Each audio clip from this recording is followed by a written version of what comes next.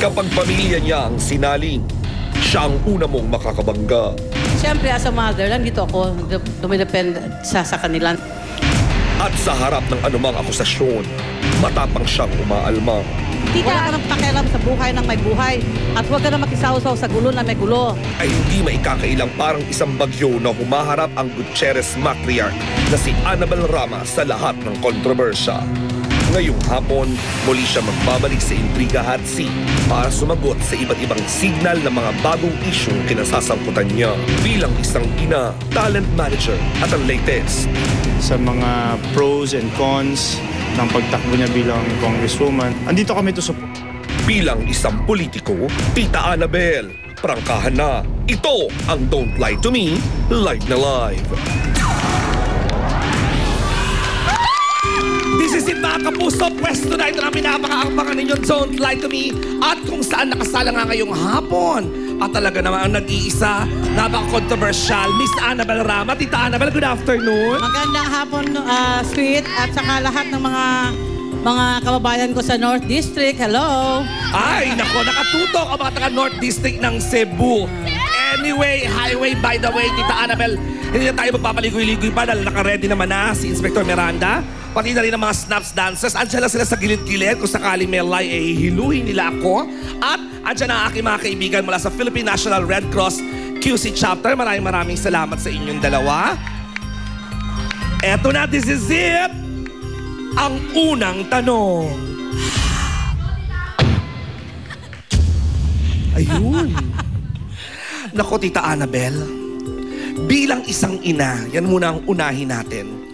Talaga namang gusto kasi ma-confirm, ayun pala, nabubulol ako.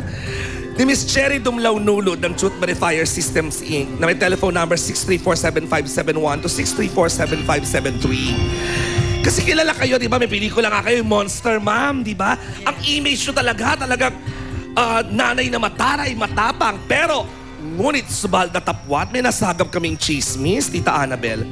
Totoo ba na baliwala raw sa isa sa mga anak ninyong inyong katapangan?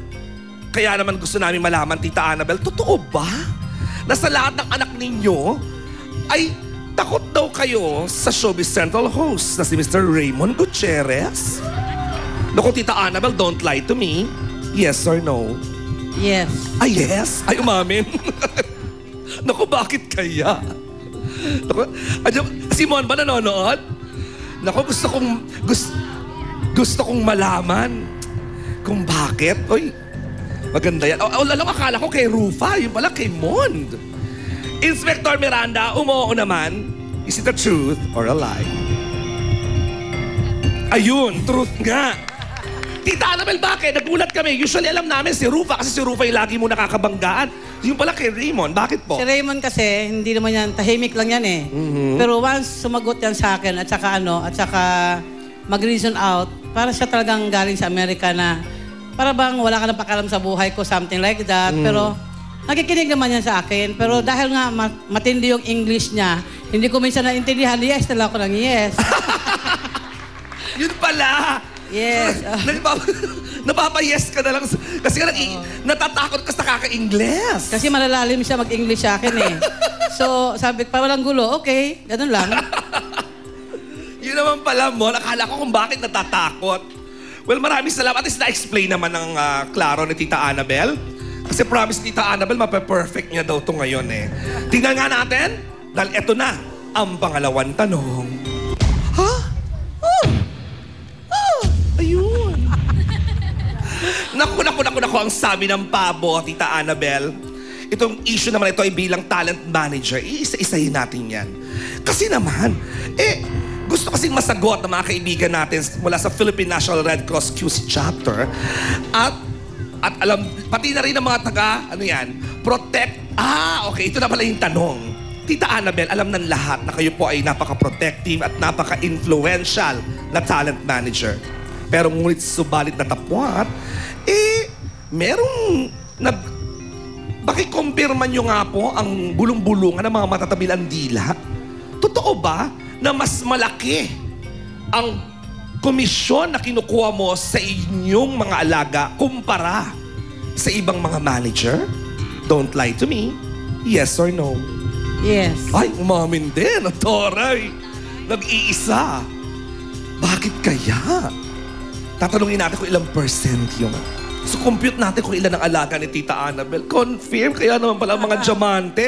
Ang taray, Tita Annabel, ang taray nung hikaw mo. Alam mo, Kaya Tita Annabel, di ka ba pwede sumagot at kitang-kita po natin ang digital lie detector test. At talagang sumisinghap-singhap ang dalawang blue na linya. Yan po ang kanyang breathing pattern. Ang pulso naman, ang tibok ng puso ni Tita Annabel ang pula. Samantala naman ang green ay ang kanyang sweat pattern. Nakitang-kita natin, hindi natitinag, hindi pinagpapawisan si Tita Annabel sa aking mga katanungan. Truth kaya o lie ang sinabi niyang yes?